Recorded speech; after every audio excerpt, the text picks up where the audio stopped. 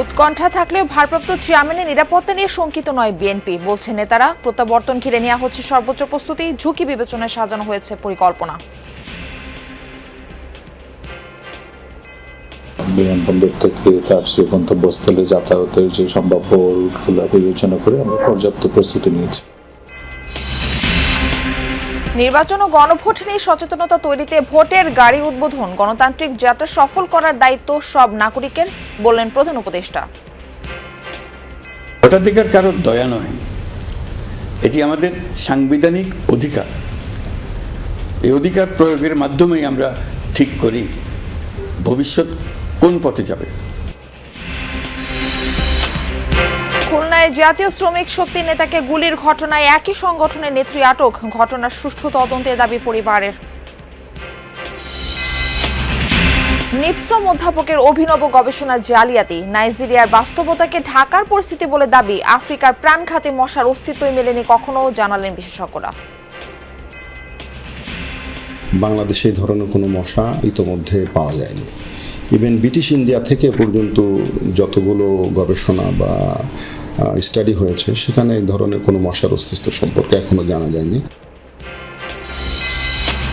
শ্রম আইন সংস্কার নিয়ে হতাশা, সংগঠন ছুটি ক্ষতিপূরণ নিয়ে শ্রমিক নেতাদের অসন্তোষ। আন্তর্জাতিক ষড়যন্ত্রের ফাঁদে পড়েছে সরকার, বলছে মালিকপক্ষ। একমত হয়ে সিদ্ধান্ত দিয়েছিলাম, সেই জায়গাটা থেকে সরে গিয়ে সরকার এককভাবে একতরফাভাবে করেছে।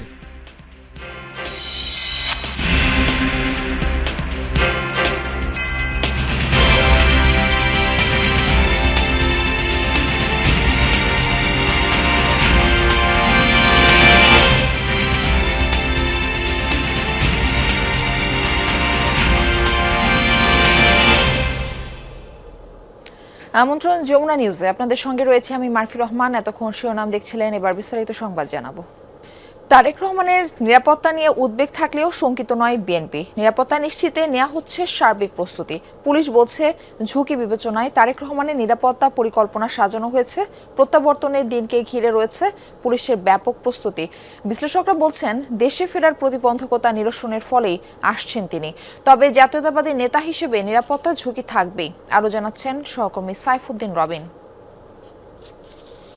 দীর্ঘ নির্বাসিত জীবন শেষে ফিরছেন বিএনপির ভারপ্রাপ্ত চেয়ারম্যান তারেক রহমান।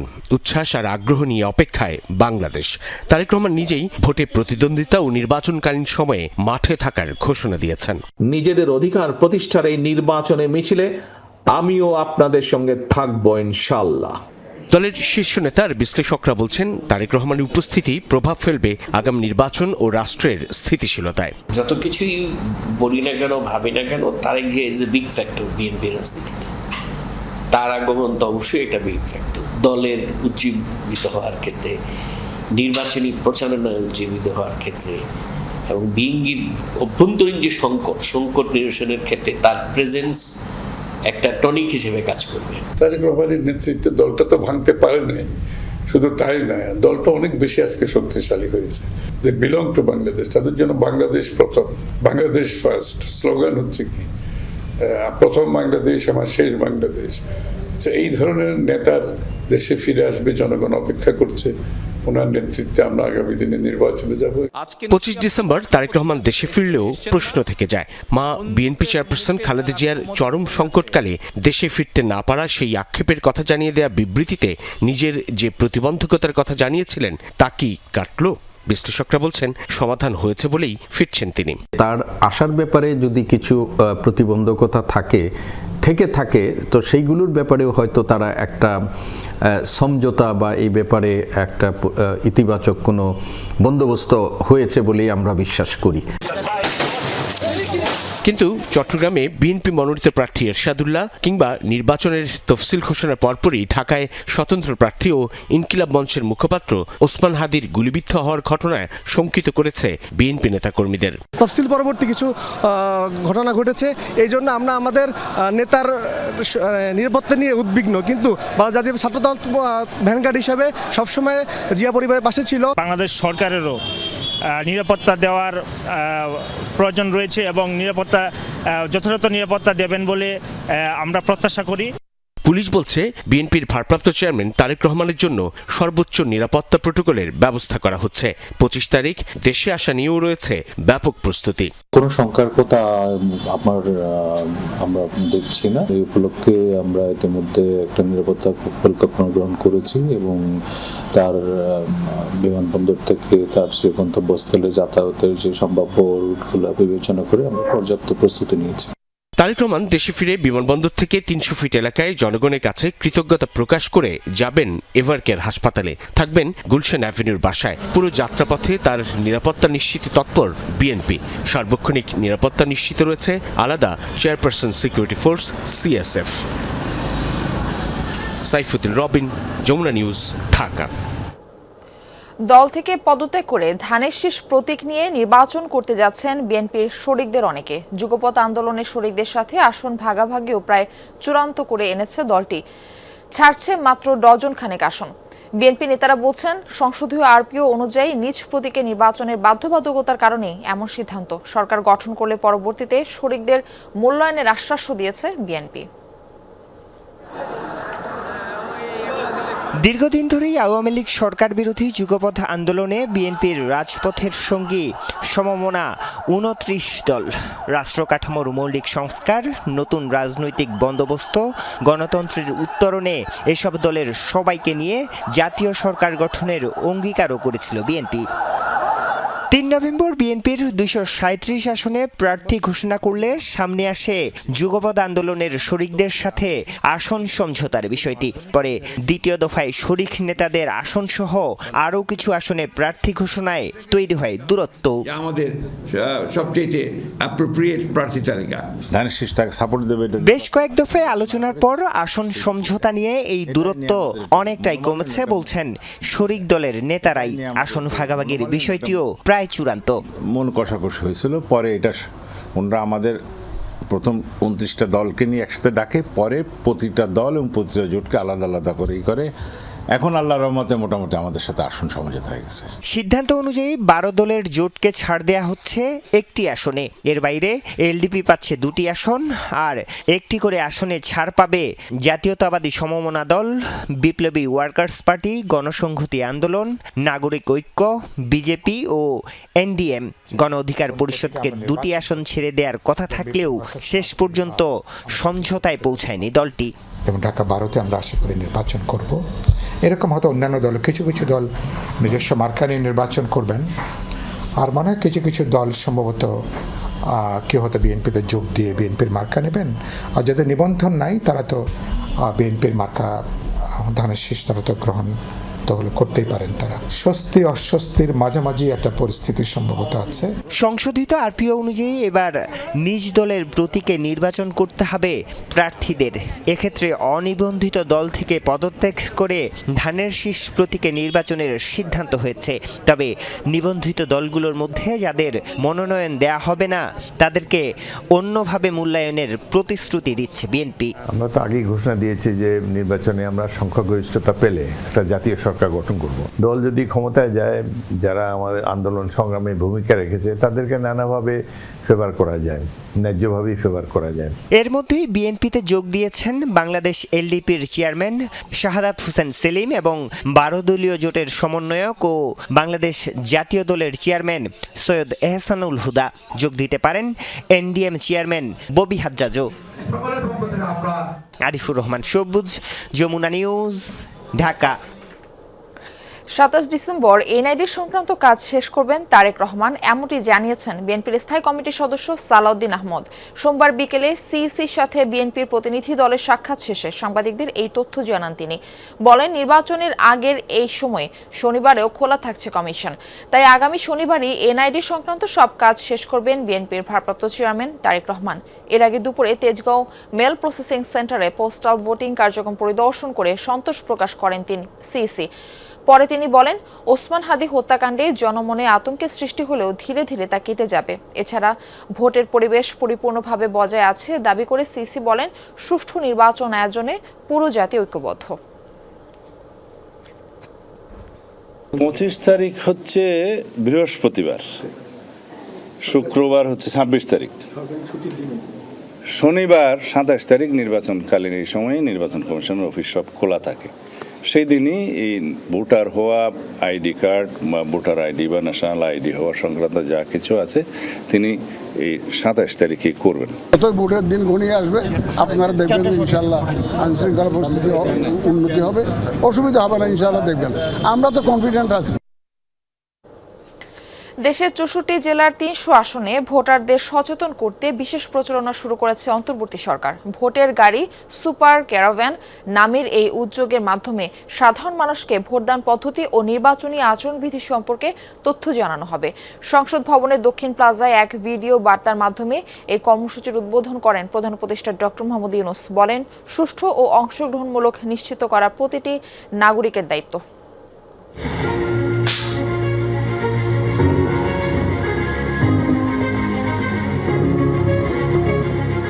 ভোটের গাড়ি সুপার ক্যারাভ্যান, ভোটাধিকার প্রয়োগে জনসচেতন করতে সরকারের প্রচারণামূলক উদ্যোগ। সুসজ্জিত এই গাড়িগুলো ঘুরে বেড়াবে দেশের 64 জেলার 300 আসনে।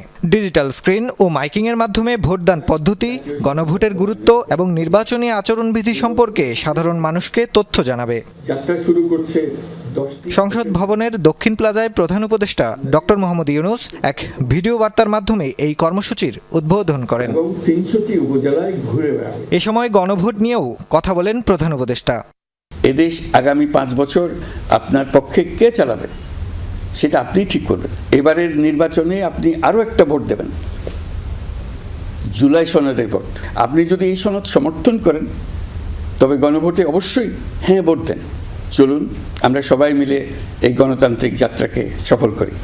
বলেন, দেশের ভবিষ্যৎ কোন পথে যাবে তা নির্ধারণ হবে এবারের ভোটে। এই সুপার ক্যারাভান কেবল একটি গাড়ি নয়, এটি গণতন্ত্রের আনন্দবাণী বহনকারী বহর। এটি জানিয়ে দেবে আপনার একটি ভোট কতটা গুরুত্বপূর্ণ। এটা মনে করিয়ে দেবে নিষ্ক্রিয়তা নয়, অংশগ্রহণই গণতন্ত্রকে শক্তিশালী করে। পরে তথ্য উপদেষ্টা সৈয়দা রিজওয়ানা হাসান এবং সংস্কৃতি উপদেষ্টা মোস্তফা সরোয়ার ফারুকী বলেন, ভয়ভীতি ছাড়াতেই হাদিকে হত্যা করেছে ষড়যন্ত্রকারীরা। ভয় দিয়ে জয় করার যে একটা অপচেষ্টা, সেটাকে একেবারে ঘুরিয়ে দেওয়ার জন্য আমাদের প্রস্তুতিটা করে যাচ্ছি এবং প্রস্তুতি আরও জোরদার হবে। আমি নিশ্চিত যে নির্বাচন কমিশন স্বরাষ্ট্র মন্ত্রণালয়ের সাথে তাদের যে কোঅর্ডিনেশনটা আছে সেটাকে আরও বাড়িয়ে নেবে। অনেক বাধা আসবে, বাংলাদেশ গণতান্ত্রিক ধারায় যাক এটা যারা চায় না তারা নানা রকম বাধা সৃষ্টি করবে। আমাদের এই বাধা অতিক্রম করে নির্বাচনের দিকে আগাতে হবে। উপদেষ্টারা বলেন, হত্যা, আগুন সন্ত্রাস ও নিরাপত্তার হুমকি তৈরি করে নির্বাচন ঠেকানো যাবে না। জঙ্গি সংগঠন বলেন তাদের ক্ষেত্রে। নাফিজ আলম চয়ন, যমুনা নিউজ, ঢাকা। চলমান পরিস্থিতিতে নিরাপত্তা বিবেচনায় 20 জনকে এরই মধ্যে গানম্যান দেওয়া হয়েছে বলে জানিয়েছেন স্বরাষ্ট্র উপদেষ্টা জাহাঙ্গীর আলম চৌধুরী। এই তালিকায় আছেন এনসিপির আহ্বায়ক নাহিদ ইসলাম, জুলাই আন্দোলনের সামনের সারির নেতা হাসনাত আব্দুল্লাহ, সার্জিস আলম, তাসনিম জারা সহ গণ অধিকার পরিষদের নুরুল হক নূর ও রাশেদ খান সহ বেশ কয়েকজন।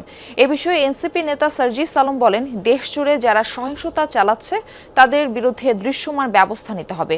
গানম্যান দিয়ে নিরাপত্তার ঝুঁকি এড়ানো সম্ভব নয়। গণ অধিকার পরিষদের রাশেদ খান বলেন, আওয়ামী সন্ত্রাসীরা যেন জামিন না পায় সেদিকে খেয়াল রাখা জরুরি।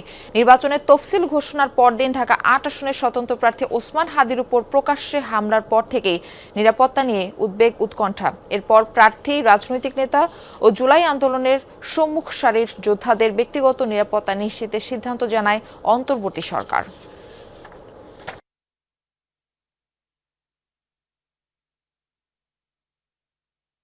যারা ইকনমিকটা ভালো হবো তাদের আমরা অলরেডি হাতিয়ার জানবেন আমরা দিয়ে দিয়েছি। আর এটার ব্যাপারে আমাদের যে ইনক্লুসিভ অর্গানাইজেশনগুলি আছে, বিজিএফআই, এনএসআই এবং এনপি, তারা নিজেরা বসে একটা কারা কারা সেই প্রধান হবো তাদের একটা লিস্ট করা হয়েছে এবং তাদের হাতি গানম্যান দেওয়া হয়েছে। অনেক আবার অবশ্য গানম্যান নিতে চায় না। খুলনায় এনসিপির সহযোগী সংগঠন জাতীয় শ্রমিক শক্তির এক নেতাকে গুলির ঘটনায় জাতীয় যুব শক্তির খুলনা জেলার যুগ্ম সদস্য সচিব মোসাম্মদ তনিমাকে আটক করেছে পুলিশ। সোমবার রাতে অভিযান চালিয়ে সদর থানার টুটপাড়া এলাকা থেকে আটক করা হয় তনিমা ওরফে তন্নিকে। তার ভাড়া করা ফ্ল্যাটে গুলিবিদ্ধ হন জাতীয় শ্রমিক শক্তির খুলনা বিভাগীয় কমিটির আহ্বায়ক মোতালেব শিকদার। পুলিশ বলছে, যে বাসায় গুলিবিদ্ধ হয়েছেন মোতালেব সেখানে ইয়াবা, মদের খালি বোতল ও গুলির খোসা পাওয়া গেছে। প্রাথমিকভাবে কর্মকর্তাদের ধারণা, সাথে থাকা সহযোগীরাই গুলি করেছে মোতালেবকে। কানের পাশে লেগে বেরিয়ে যায় গুলি। হাসপাতালে চিকিৎসাধীন মোতালেব শিকদারের অবস্থা শঙ্কামুক্ত বলে জানিয়েছেন চিকিৎসকরা। পরিবার জানায়, মোতালেব একসময় শ্রমিক লীগের সাথে যুক্ত ছিলেন। কয়েক মাস আগে যোগ দেন এনসিপির সহযোগী সংগঠন জাতীয় শ্রমিক শক্তিতে। ফোন দিয়ে বলছে যে এরকম আপনারা 250 ফিট আসেন, মোতালেবকে গুলি করছে। এবার ফোন দিচ্ছে যে আপনারা সিটি ইমেজিং সেন্টারে যান। তা ওইখানে গেছি, যাইয়ে দেখছি যে এই অবস্থা। তারপরে আমরা আবার সিটি স্ক্যান করে নিয়ে 250 ফিট আসছি। ওইখানে প্রচুর মাদক সেবনের সরঞ্জাম, বিশেষ করে ইয়াবা এবং বিদেশি মদের অনেক বোতল, এবং ওইখানে আমরা একটি গুলির খোসাও পেয়েছি। তো আমরা এবং ঘটনাস্থলে বিভিন্ন জায়গায় রক্তের দাগও আমরা পাই। দিল্লিতে বাংলাদেশ হাইকমিশন থেকে সব ধরনের কনসিউলার ও ভিসা সেবা স্থগিত করা হয়েছে। পাশাপাশি আগরতলা সহকারী হাইকমিশন থেকেও ভিসা কার্যক্রম বন্ধ রাখা হয়েছে। সোমবার বাংলাদেশ হাইকমিশন থেকে দেয়া এক বিজ্ঞপ্তিতে বিষয়টি জানানো হয়। বিজ্ঞপ্তিতে সাময়িক অসুবিধার জন্য আন্তরিকভাবে দুঃখ প্রকাশ করা হয়। পরবর্তী ঘোষণা না দেওয়া পর্যন্ত এসব সেবা বন্ধ থাকবে। এর আগে গত শনিবার ও রোববার দিল্লিতে বাংলাদেশ হাইকমিশনের সামনে 20 থেকে 25 জনের দল বিক্ষোভ করে। এসব ঘটনার জন্য দেশটির উগ্র হিন্দুত্ববাদী সংগঠনকে দায়ী করা হচ্ছে। উদ্ভূত পরিস্থিতিতে রোববার সংবাদ সম্মেলনে বাংলাদেশের তরফ থেকে জানানো হয় উদ্বেগ। বলা হয়েছিল, পরিস্থিতির উন্নতি না হলে সীমিত করা হবে ভিসা কার্যক্রম। এরই পরিপ্রেক্ষিতে এই সিদ্ধান্ত নেওয়া হলো। আফ্রিকার প্রাণঘাতী মশা এনোফিলিস গ্যাম্বেরি, এই মশায় ছেয়ে গেছে রাজধানী ঢাকা। এটা কিন্তু সত্য নয়, দাবিটি উঠে এসেছে চুরি করা এক গবেষণায়। চুরিটা করেছেন স্বাস্থ্য অধিদপ্তরের প্রতিষ্ঠান নিপসমের কীটতত্ত্ব বিভাগের প্রধান অধ্যাপক ডক্টর গোলাম সারোয়ার। নাইজেরিয়ার গবেষণা চুরি করে তা ঢাকার বাস্তবতা বলে চালিয়ে দিয়েছেন তিনি। হাসান মিসবার রিপোর্ট। অ্যানোফেলিস গ্যাম্বেই আফ্রিকার সাব সাহারা অঞ্চলের মশা, যা ম্যালেরিয়ার প্রধান বাহক। এই মশা নিয়ে আতঙ্কে থাকেন আফ্রিকার বাসিন্দারা। নাইজেরিয়ার একটি রাজ্যের মশার বিস্তার নিয়ে 2015 সালে একটি গবেষণা প্রকাশ হয়। গবেষক ছিলেন সিমেন ও অলুফিন তোয়ের।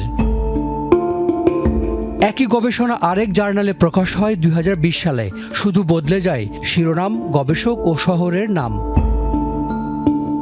দুই গবেষণাতেই নমুনা সংগ্রহের সংখ্যা ও ফলাফল হুবহু এক। নাইজেরিয়ার একটি রাজ্যের জায়গায় বসানো হয়েছে ঢাকা শহরের নাম। গবেষণা চুরি ধরার প্রতিষ্ঠান আইথেন্টিকেট বলছে, অধ্যাপক সারোয়ারের গবেষণার 80 ভাগই চুরি করা, শুধু কিছু শব্দ এদিক সেদিক করা হয়েছে। এত অপরাধ এটা, যেটা আলোচনায় অযোগ্য। ব্যাপারটা হলো এটার দ্বারা ক্ষতি মাত্রা ভিন্ন হতে পারে। একটা হতে পারে যে উনি ফলস পাবলিকেশন দিলেন, উনি একটা চাকরি নিলে, একটা চেয়ার দখল করলেন, সেইটাতে এক ধরনের ক্ষতি হলো।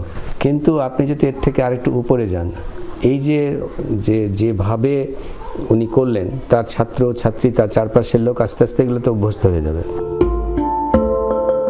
অধ্যাপক সারোয়ারের গবেষণায় দেখা যাচ্ছে ঢাকায় অ্যানোফেলিস গ্যাম্বেই মশা 43 ভাগ। খোদ নিপসমের পরিচালকই বলছেন, এই মশা বাংলাদেশে শনাক্তই হয়নি।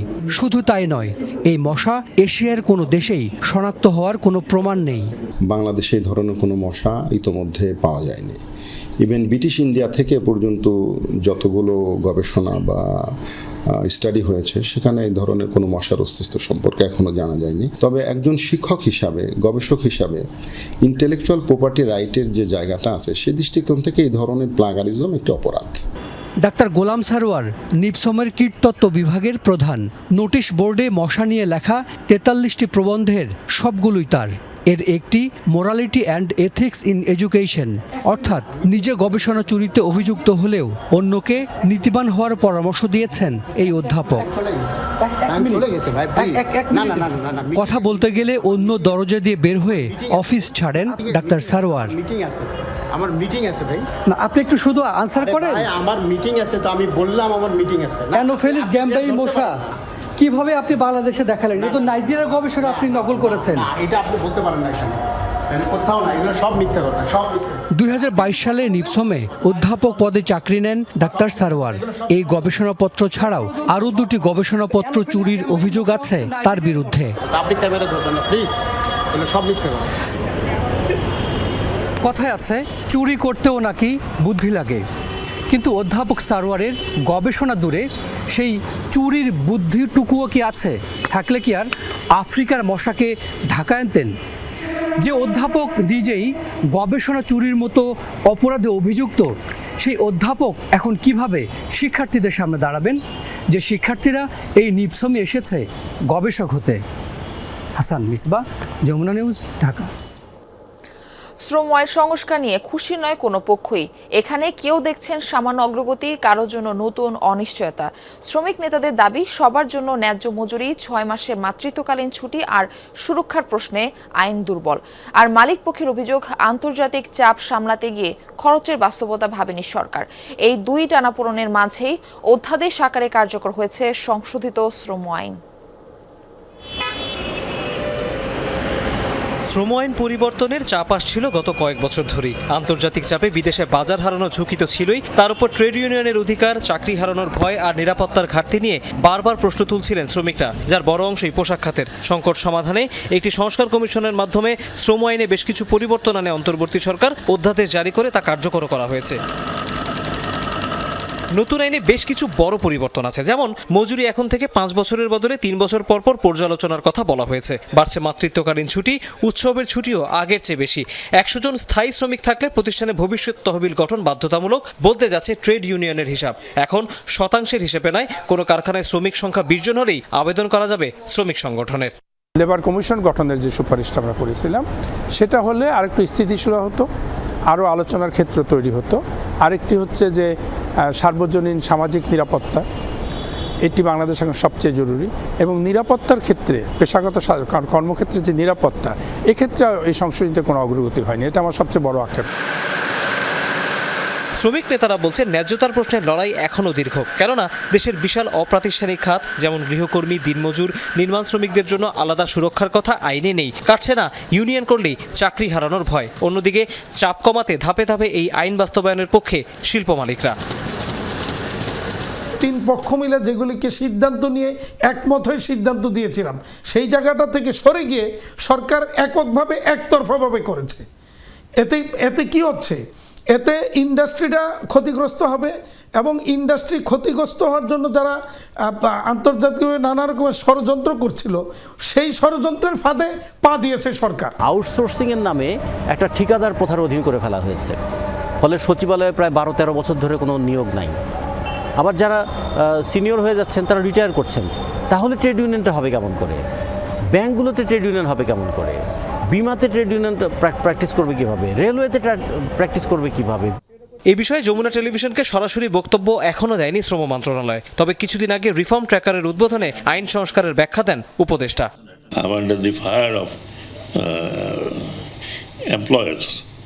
ওনারা মনে করেন যে আমি টোটালি ওয়ার্কারদের পক্ষে চলে গেছে। টু সাম এক্সটেন্ট কারেক্ট, কারণ ওয়ার্কারদের বা আমাদের বিএলএ যে অবস্থা ছিল সেখান থেকে এটাকে টেনে তুলতে হয়েছে, অনেক কষ্ট হয়েছে 1 বছর। আপাতত নতুন শ্রম আইনকে অধ্যাদেশ আকারে জারি করেছে অন্তর্বর্তী সরকার। নির্বাচনের পর এটিকে বিল আকারে সংসদে উপস্থাপন করতে হবে নতুন সরকারকে।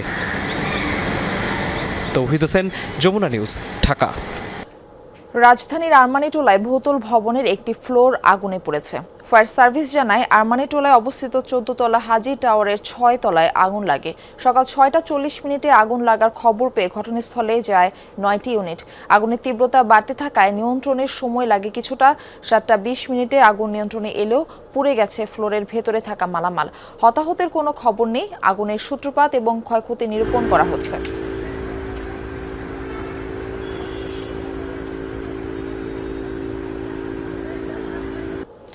ডেইলি স্টার কার্যালয়ে আগুন ও লুটপাটের ঘটনায় অজ্ঞাতনামা কয়েকশো আসামি দেখিয়ে মামলা হয়েছে। সোমবার সন্ধ্যায় রাজধানীর তেজগাঁও থানায় ডেইলি স্টারের এক কর্মকর্তা বাদী হয়ে মামলাটি দায়ের করেন, নিশ্চিত করেছেন তেজগাঁও থানার ভারপ্রাপ্ত কর্মকর্তা কৈশুল মার্মা। মামলায় দাঙ্গা সৃষ্টি করে অবৈধভাবে কার্যালয়ে ঢুকে লুটপাট, ক্ষতি করা, হত্যার উদ্দেশ্যে অগ্নিসংযোগ, ভয় দেখানো, অপরাধের প্রমাণ নষ্ট করার অভিযোগ করা হয়। এর আগে গতকাল রোববার দিবাগত রাত 12:10 দিকে মামলা দায়ের করে প্রথম আলো। কার্যালয়ে হামলা, ভাঙচুর, লুটপাট ও অগ্নিসংযোগের ঘটনায় অজ্ঞাতনামা 400 থেকে 500 জনকে আসামি করে একই থানায় মামলা করা হয়।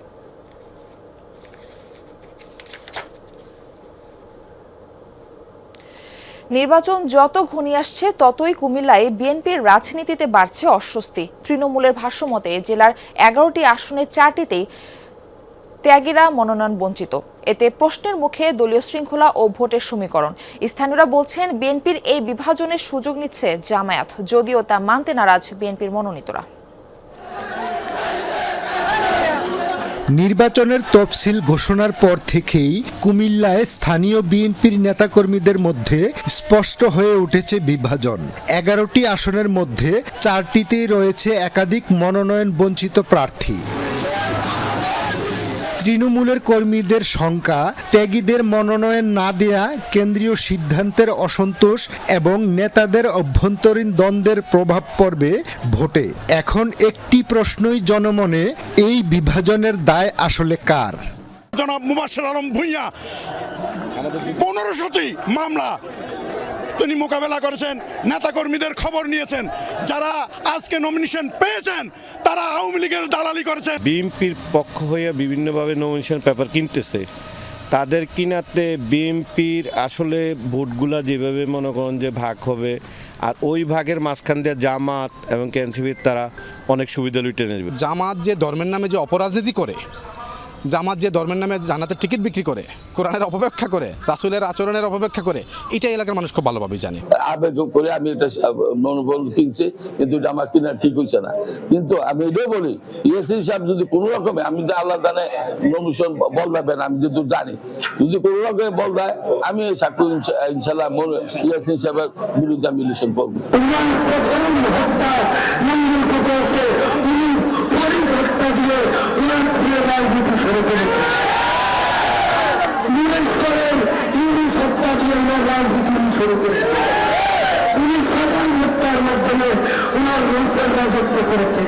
স্থানীয়রা বলছেন বিএনপির বিভক্তির সুফল পুরোদমে নিচ্ছে জামায়াত। দলটির প্রার্থীরা প্রচারণা চালিয়ে যাচ্ছেন নির্বিঘ্নেই, যদিও বিএনপি মনোনীতরা বিষয়টি মানতে নারাজ। এদিকে দলটির সিনিয়র নেতা বলছেন অচিরেই সব জটিলতা নিরসন করা হবে। আমরা কোনো অকারেন্সে কোনো জড়িত হইনি। 5 আগস্টের পরে আপনারা লক্ষ্য করেছেন যে গোটা বাংলাদেশে আমাদের একটা নেতাকর্মীও কোনো অকারেন্সে জড়িত হয় না, চাঁদাবাজি, টেন্ডারবাজি। এগুলো দেখে মানুষ আমাদের অতি মুগ্ধ হয়েছে। কারো কারো মনোমালিন্য থাকতে পারে, মান অভিমান থাকতে পারে, সেগুলি থাকবে না, সবই ঠিক হয়ে যাবে। প্রতিযোগিতা না থাকলে তো এটার কোনো মজা থাকবে না, জনগণও কোনো ইন্টারেস্ট পাবে না। প্রতিযোগিতা হোক, সেটা আমরা সেভাবেই মাঠে তাদেরকে সাদরে গ্রহণ করব। যে যে এলাকায় যে ধরনের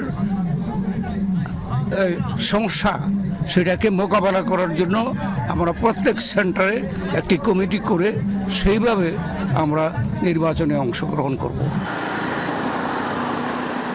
স্থানীয় পর্যবেক্ষকদের মতে বিএনপির বিদ্রোহী অবস্থান যতটাই গভীর হচ্ছে, জামায়াতের অবস্থান ততটাই শক্ত হচ্ছে। এখন দেখার বিষয় মনোনয়ন চূড়ান্তের আগেই এই সমস্যা সমাধানে কি ভূমিকা নেয় দলটি, আর তার উপর নির্ভর করছে জেলার আগামী দিনের রাজনৈতিক অবস্থান ও ভোটের সমীকরণ। খোকন চৌধুরী, যমুনা নিউজ, কুমিল্লা। সারা দেশে জেকে বসেছে শীত। কয়েকদিন ধরেই চুয়াডাঙ্গায় সর্বনিম্ন তাপমাত্রা বিরাজ করছে। শীতের খবর জানাতে সেখান থেকে আমাদের সঙ্গে যুক্ত হচ্ছেন আমাদের সহকর্মী জিসান আহমেদ। জিসান, গতকাল থেকে ঢাকায় বেশ শীতের তীব্রতা লক্ষ্য করা যাচ্ছে, তো চুয়াডাঙ্গার কি অবস্থা? সেখানকার তীব্রতা কতটা বেড়েছে? জনজীবনের কেমন প্রভাব পড়েছে? পারদের তাপমাত্রা কেমন? সব মিলিয়ে বিস্তারিত জানাবেন। গতকাল সারা দেশের তাপমাত্রা চুয়াডাঙ্গাতে রেকর্ড করা হয়েছিল, যেটি ছিল 11.7 ডিগ্রি সেলসিয়াস। আজ ভোর 6টায় চুয়াডাঙ্গা আবহাওয়া অফিস চুয়াডাঙ্গা তাপমাত্রা রেকর্ড করেছে 12.7 ডিগ্রি সেলসিয়াস। সকাল 9টার সময় সেই তাপমাত্রা কিছুটা হ্রাস পেতে পারে বলে আবহাওয়া অফিসের পক্ষ থেকে আমরা পূর্বাভাস পেয়েছি। আমরা আজকের দিনের পরিস্থিতি যদি আপনাকে বলি, আমরা সকাল থেকেই যখন শহরের বিভিন্ন এলাকাগুলো ঘুরছিলাম, আমরা গ্রাম অঞ্চলের বেশ কিছু এলাকাগুলো ঘুরে দেখেছি। আমরা দেখছিলাম যে আসলে ঘন কুয়াশার দাপট কিন্তু রয়েছে, অর্থাৎ ভোর থেকে ভোরের আলো ফুটলেও কিন্তু আসলে ঘন কুয়াশা বেশ অনুভূত হচ্ছে এবং ঘন কুয়াশার কারণে কিন্তু শীতের তীব্রতা বেশি অনুভূত হচ্ছে। সেই সাথে উত্তর থেকে বয়ে আসে কনকনে ঠান্ডা বাতাস একেবারে সেই শীতের অনুভূতিকে বাড়িয়ে তুলছে আরো কয়েক গুণে। সাধারণ ছিন্নপুল খেটে খাওয়া মানুষ যারা রয়েছে, দিনমজুর শ্রেণীর মানুষ যারা রয়েছে এবং নানা শ্রেণী পেশার যেসব সাধারণ মানুষ রয়েছে, অর্থাৎ যাদের এই ভোরে কিংবা সকালে ঘর থেকে বাইরে বের হতে হয় কাজের সন্ধানে, তারা কিন্তু আসলে কাজের সন্ধানে বাইরে বের হয়েছেন এবং বেরিয়ে অনেকটাই দুর্ভোগে পড়েছেন। কেননা এই শীতের তীব্রতার কারণে তারা তাদের যে দৈনন্দিন কার্যক্রম, সেই কার্যক্রম অনেকটাই ব্যাহত হচ্ছে। একই সাথে কিন্তু তাদের এই আয় রোজগারের উপর অনেকটা ভাটা পড়েছে। অনেক রিক্সা চালক আছে, ভ্যান চালক আছেন, দিনমজুর আছেন, যারা আসলে কাজ না পেয়ে অলস বসে থাকতো আমরা দেখেছি। আমরা কথা বলছিলাম সেই সব দিনমজুর শ্রমিকদের সাথে, তারা বলছিল যে আসলে ঘরে বসে থেকেও আসলে উপায় নাই, যার কারণে বাইরে বের হতে হচ্ছে। বাইরে বের হয়েও তাদের আসলে এই কাজ না পেয়ে অনেকটা অলস সময় পার করতে হচ্ছে। একই সাথে এই শীতের কারণে শীতজনিত যেসব রোগ রয়েছে, অর্থাৎ শিশু এবং বৃদ্ধদের মধ্যে ডায়রিয়া, নিউমোনিয়া সহ নানা ধরনের রোগের প্রাদুর্ভাব বেড়েছে। চুয়াডাঙ্গা সদর হাসপাতাল সহ বিভিন্ন স্বাস্থ্য কেন্দ্রে এই ধরনের রোগীর সংখ্যা দিন দিন বৃদ্ধি পাচ্ছে। আবহাওয়া অফিসের পক্ষ থেকে বলা হয়েছে যে আগামী কয়েকদিন চুয়াডাঙ্গার আবহাওয়া ঠিক এরকমটাই থাকবে, তারপরে হয়তো বা একটি সুখবর আসতে পারে। অর্থাৎ জিসান, ধন্যবাদ আমাদের সঙ্গে যুক্ত হবার জন্য। নোয়াখালীর বিভিন্ন স্থানে ব্যস্ত সড়কের একাংশ দখল করে দেদারসে চলছে বালু, পাথর, ইটের ব্যবসা। এতে যান চলাচল বিঘ্নের পাশাপাশি বাড়ছে দুর্ঘটনা। অভিযোগ রয়েছে দীর্ঘদিন ধরে এমন অবৈধ কার্যক্রম চললেও নজরদারি নেই প্রশাসনের। নোয়াখালী চট্টগ্রাম মহাসড়কে নির্মাণ সামগ্রী রেখে চলছে ব্যবসা। 4 লেনের সড়ক হয়ে পড়ছে 2 লেন। এমন চিত্র নোয়াখালীর বেগমগঞ্জের। শুধু এই উপজেলাই নয়, পাশের সোনাইমুড়ি ও সদর উপজেলার চিত্র একই। ফলে চলাচলের সমস্যা হচ্ছে 3 উপজেলার প্রায় 14 লাখ মানুষের। কিছু ব্যবসায়ী, অসুধের ব্যবসায়ী বালু, কণা অনেক কিছু ফেলে রাস্তা ভর করে ফেলছি। আমি রাস্তার উপর দিয়ে আসা লাগছিল, তো আরেকটা গাড়ি আসি আমাকে ধাক্কা দিয়ে অ্যাক্সিডেন্ট করে দেয়। আমরা চলাফেরা করতে পারি না, কি জানি গাড়ি ঘোড়ার ভয়ে আমরা অন্য জায়গা দিয়ে হাঁটতে হয়। সাধারণ মানুষ তো আছেই, সড়ক দখলে নিয়ে এমন ব্যবসার বলি হচ্ছে স্কুলগামী শিশুরাও। রাস্তা শুরু হয়ে যাওয়ায় প্রায়ই ঘটছে দুর্ঘটনা, এমনকি ঘটেছে মৃত্যুর ঘটনাও। গত বৃহস্পতিবারে একজন ছাত্র অ্যাক্সিডেন্ট হয়েছে, এখন আমরা ভয় পাইতেছি। রিক্সা আমাকে মারে দিয়েছে, পরে আমি এখানে ব্যথা পেয়েছি, আবার হাতের এখানে ব্যথা পেয়েছি। আমাদের আসতে অনেক কষ্ট হয়, বাচ্চা পোলাপান নিয়ে আসতে কষ্ট হয়, বাচ্চা পোলা অনেক অ্যাক্সিডেন্ট হয়। আমাদের একটা ছাত্র মারা গেছে। রাস্তার উপর নির্মাণ সামগ্রী রাখায় উঠছে ধুলাবালি, বাড়ছে বায়ু দূষণ। এতে শ্বাসকষ্টজনিত সমস্যাও দেখা দিচ্ছে অনেকের। অর্ধেক রাস্তা মারেই রাখে, অনেক গাড়ি আসে ওভারটেক করে আমাকে চাপ দেয়, আমরা গাড়ি দুর্ঘটনা হয়। পাবলিক মারা যাইতেছে, ব্যবসা বাণিজ্য করতে রাস্তা ব্লক করি, গাড়ি ওভারটেক করা যায় না, মানুষ অ্যাক্সিডেন্ট হয়। নাকে মুখে দিয়ে ধুলাবালু ঢুকে, ধুলাবালু রোড ভরে গেছে, মানে শ্বাসকষ্টের সমস্যা। প্রশাসন বলছে কম্বাইন্ড অপারেশনের মাধ্যমে অবৈধ এই ব্যবসা বন্ধে শিগগিরই নেওয়া হবে পদক্ষেপ। আপনাদের মাধ্যমে আমরা অলরেডি অবগত হয়েছি। আর্মির যে ক্যাম্প আছে সেই ক্যাম্পের কমান্ডার এবং র্যাবের যিনি দায়িত্বরত অফিসার আছেন তার সাথে আমরা কথা বলেছি। আমরা কম্বাইন্ড একটি অভিযান অতি শীঘ্রই আপনারা দেখতে পারবেন। শরীফ ফারুকি, যমুনা নিউজ। নেত্রকোনায় এলজিইডির অপরিকল্পিতভাবে নির্মাণাধীন এক সেতু এখন এলাকাবাসীর গলার কাটা। ছোট নদীর বুকে মাত্র 2টি পিলার বসানো হলেও গ্রামীণ বাজারের উপর দিয়ে উড়াল সড়ক তৈরি করে নির্মাণ করা হচ্ছে সেতু। স্থানীয়দের অভিযোগ, এতে সরকারের কোটি কোটি টাকা অপচয় হচ্ছে। অপরদিকে জমি অধিগ্রহণের আশ্বাস দিয়ে ব্যক্তি সম্পদের উপর পিলার নির্মাণ হলেও শুরু হয়নি সেই প্রক্রিয়া। নেত্রকোনার দুর্গাপুরের বাকলজোড়া ও কলমাকান্দার কৈলাটি ইউনিয়নের সংযোগ স্থাপন করেছে এই সেতু। বসতবাড়ি, ফসলি জমি আর বাজার ঘুরে 11টি পিলারের উপর উড়াল সড়ক সহ তৈরি হচ্ছে 240 মিটার দৈর্ঘ্যের সেতুটি। এর মধ্যে মূল নদীর দুপাশে পিলার মাত্র 2টি। স্থানীয়রা বলছেন নদী পারাপারের জন্য 40 থেকে 50 মিটার দৈর্ঘ্যের একটি সেতু নির্মাণই যথেষ্ট হতো। অতিরিক্ত অর্থ ব্যয় করে বিস্তীর্ণ জায়গা জুড়ে নির্মাণাধীন সেতুর উপকারভোগী কারা, প্রশ্ন দুপারের বাসিন্দাদের। এখানে গাছরা ভরা ছিল, একটা গাছের নাম 30-35-40 হাজার টাকা করে ছিল। এখন একটা পুরো বাজার হইয়া বাড়ি ঘর ভাঙিয়া পড়ে। এটা কার স্বার্থে, কিসের জন্য, এটা আমরা গরিব মানুষ করে আছি। তারা নিজের স্বার্থ হাসিলের জন্য ওরা এইসব প্রজেক্ট দিয়েছে, এবং যেখানে যেটা প্রয়োজন নাই সেটাও সেখানে দিয়েছে। 2022 সালের অক্টোবরে প্রায় 27 কোটি টাকা ব্যয়ে সেতুর টেন্ডার আহ্বান করে এলজিইডি। এরপর 2024-এর জুলাইয়ে কাজ শেষ করার কথা থাকলেও তা হয়নি। নির্ধারিত সময় কেবলমাত্র সেতুর পিলারের কাজ সম্পন্ন হয়েছে। স্থানীয়দের অভিযোগ, অপরিকল্পিতভাবে সেতুর ডিজাইন করা হয়েছে। এতে একদিকে যেমন সরকারের টাকা অপচয় হচ্ছে, অন্যদিকে বাড়ি সহ ফসলি জমি নষ্ট হচ্ছে। আটকে আছে জমি অধিগ্রহণের কাজও। কয়েক বছর ধরে তারা কাজ করতেছে, কিন্তু বলবে দিচ্ছি কিন্তু আমরা পাইতেছি না। আর খালি আশা দিচ্ছে, আজকে এই অফিসার আসে, কালকে এই অফিসার আসে, কিন্তু আমরা টাকার বেলায় কোনো কিছুই পাচ্ছি না। টাকাটা যদি ওদেরকে দিয়ে দেওয়া হয় খুব তাড়াতাড়ি, তাহলে ওরা অন্য জায়গায় স্থানান্তর হয়ে যায়, ঘরবাড়ি পটরবাড়ি করে লোকা করছে। ঠিক আছে, এখন তারা এই যে সদস্যরা আছে, তারা যদি টাকাটা পাওয়া যায়, বাড়ি তারা অন্য জায়গায় যায় বাড়ি করতে পারে। এই সুবিধা আর কি সবাই এলাকাবাসী দিয়ে চাইছে। অর্থের অপচয় হয়নি দাবি এলজিইডি কর্মকর্তার। বলছেন কাজ শুরুর আগে হাইড্রোলজি জরিপ করেই সেতুর নকশা করা হয়েছে। সময় বাড়িয়ে 2026-এর জুনে কাজ শেষ করার আশ্বাস দিয়েছেন তিনি। অর্থের অপচয় মানে সাধারণ জনগণের প্রয়োজনীয়তা বেশি ছিল। এটা একটা গ্রামীণ বাজার, এখানে সবই হয়, কৃষকের ধান বিক্রি হয়। বাজারটা ঠিক রাখার জন্য বাজারের উপর দিয়ে নিয়ে বাজারটা ক্রস করে তারপরে নেওয়া হয়েছে। সোমেশ্বরী নদীর উপর নির্মাণাধীন সেতুর টেন্ডার পেয়েছে বেসরকারি ঠিকাদারি প্রতিষ্ঠান ABC construction. Sabrina Liza, Jamuna news. CCTV camera রপ্তানির মাধ্যমে নেপাল সহ বিশ্বের বিভিন্ন দেশে আড়ি পাচ্ছে চীন। সম্প্রতি প্রকাশিত এক অনুসন্ধানী প্রতিবেদনে এই দাবি করেছে বার্তা সংস্থা এপি। প্রতিবেদনে জানানো হয়, বিশ্বের অন্তত 150টি দেশে স্বল্প মূল্যে বিভিন্ন নজরদারি প্রযুক্তি রপ্তানি করছে বেইজিং। এরপর তথ্য বিশ্লেষণ করে জনগণের গতিবিধি নজরদারি করছে। এপির দাবি, চীনা নজরদারির কারণে ঝুঁকিতে নেপালে আশ্রয় নেওয়া কয়েক হাজার তিব্বতী শরণার্থী। নেপালের রাজধানী কাঠমান্ডু। কর্মব্যস্ত মানুষের শত কোলাহলের মাঝে এখানে নীরব প্রহরীর মতো দাঁড়িয়ে বিখ্যাত বৌদ্ধনাথ স্তূপ। এর চারপাশে আঁকা আছে বুদ্ধের করুণাময় চোখ। শান্ত ও স্থির দৃষ্টিতে যেন চারপাশে ঘটে চলা সবকিছুই দেখছেন তিনি। বৌদ্ধ ধর্মাবলম্বীদের এই উপাসনালয়টিকে ঘিরে নতুন জীবনের সূচনা করেছিলেন চীন থেকে পালিয়ে আসা বহু তিব্বতী। বুদ্ধের শরণ পেয়ে এখানেই বেশ নিরাপদে ছিলেন তারা। তবে বর্তমানে শুধু বুদ্ধের চোখ নয়, শহর জুড়ে সর্বক্ষণ নজরদারি করছে চীনের তৈরি হাজার হাজার সিসিটিভি ক্যামেরা। তিব্বতী শরণার্থীদের দাবি, তাদের গতিবিধির উপর নজর রাখতে রাস্তার মোড় থেকে বৈদ্যুতিক খুঁটি সর্বত্র এসব সিসিটিভি ক্যামেরা বসানো হয়েছে। তিব্বতী বসতিগুলোতে চীনা কর্তৃপক্ষ নজরদারি করছে। চীন বিরোধী কোনো তৎপরতা চালাচ্ছে কিনা সেটাই যাচাই করে দেখছে তারা। পুলিশ আমাদের ধরিয়ে দিলেও পুরস্কার পায়।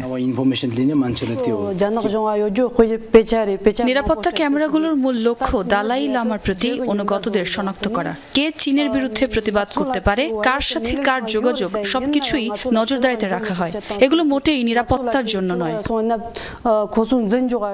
বার্তা সংস্থা এপির অনুসন্ধানী প্রতিবেদনে উঠে এসেছে এসব তথ্য। প্রতিবেদনে দাবি করা হয়, নেপাল ছাড়াও ভিয়েতনাম, পাকিস্তান আর কেনিয়া সহ অন্তত 150টি দেশে এসব নজরদারি প্রযুক্তি সরবরাহ করছে চীনা কোম্পানিগুলো। বিশেষজ্ঞরা বলছেন, অর্থনৈতিকভাবে দুর্বল দেশগুলোর সরকার কম খরচে এসব প্রযুক্তি কিনছে, যা প্রভাব বিস্তারের হাতিয়ার হিসেবে ব্যবহার করছে বেইজিং।